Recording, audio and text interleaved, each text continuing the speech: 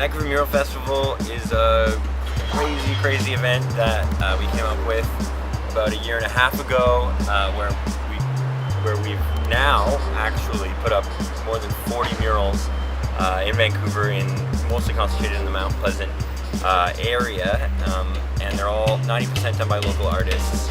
It's a huge influx of art into public space. It's all about transforming the way we see art here in Vancouver, both as artists and as observers, and connecting everyone with their urban space.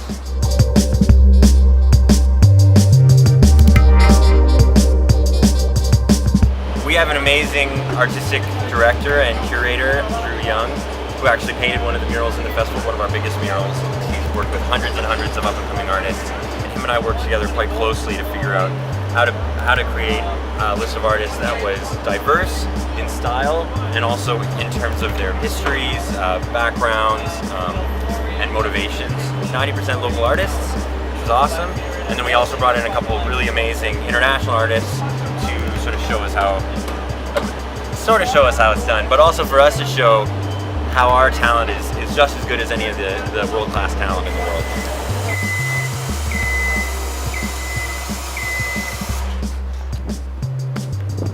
This wall is still in progress. It's part of the Vancouver Mural Festival. This piece is a response to the recent and ongoing, and not so recent and still ongoing, police violence against Black people in the States and also in Canada. It's the first time I've decided to paint a mural that explores something political in a very overt way. Most of the work I do is like large-scale portraiture, so vertical walls work really well for me, and so this has been a challenge, not only to conceptualize a design that works for a bunch of corners up high and horizontal, but also a challenge to access it. It's been a total bitch to paint. I'm a perfectionist, so I appreciate the challenge. I learn things from each work. Well, no one else is going to do it for me, and I gotta finish it. I can't just leave it unfinished. You know, a lot of people have asked me about how we managed to get it done. I mean, it was a very daunting project, and when we first started talking to people and asking the simple question, do you even want a mural festival? The answer was resoundingly yes, but everybody seemed to feel that everyone else would say no. Everyone thought, well, we want it, but this guy over there, the city or the property owner, you know, whoever, they're the reason why it's not happening. So I mean, really, I just simply went and spoke to those people and said, I have this idea, here's what I'm thinking, what do you think? And what I found was that they said that they were excited about it too. Who's going to say yes first? I think that's something Vancouver really has to work on, is yes first attitude, and there are people like that championing in the city, championing in our communities and our art scene. And we just had to find those people and create a critical mass, so it was hard to ignore. But I have to say, as much as there was fear around what the city would say or do, I only had positive experiences. They were really excited to do this.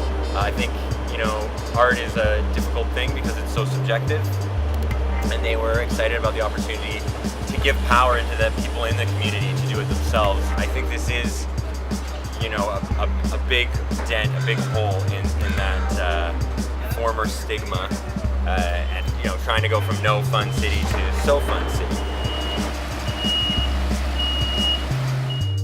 Well, I wanted to add some color to this corner, and I do a lot of black and white work. Most of my murals are black and white or very minimal color, so I decided to challenge myself and see what it would be like to go full on color. And I kind of wanted to do something for the kids because there's not enough murals for the kids. I think it's important to expose kids to public art as well and show them, you know, the importance of public art. Having accessible art is very important to me. I think it's important to expose people to public art is for them to connect to a space and to change an area or to change a wall or to change a building. And I think whenever I'm having an off day or something, I look back at all the connections you built through this street art scene or through public art and all the artists, and it's a really good way to bring artists together. And being physically out in the public doing art makes people connect to the artists, and I think the artists also feel that they are contributing something to the community.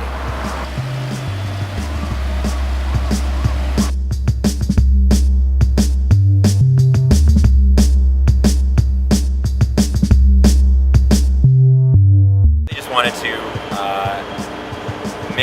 help make Vancouver the city we wanted, the place we wanted to live. We love the nature, we love the mountains and the ocean, but what about our urban landscape, and how do we become connected to that and to each other while we live here? I think public art is very important because it's a way to have people connect to art or to their area, but also have art that is accessible, inclusive, is able to be looked at 24 hours a day. It sort of creates a public gallery that is owned by the public and accessible, and I think art should be all about inclusivity. I really believe that art is one of the big opportunities to help connect us to each other in a world that has started to become a bit more isolationist. Aside from the more obvious reasons, I think art just beautifies your space and